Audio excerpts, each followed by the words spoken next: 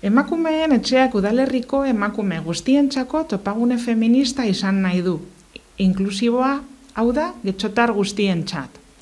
Prestakuntza, sozializazioa eta topaketa jardueren bitartez, emakumeen aldaduntze soziopolitikoaren aldelan egingo du.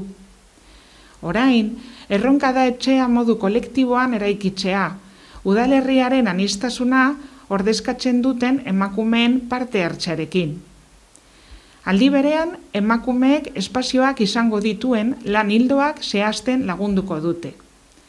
Etxea, Benturilenako udal lokalean izango da.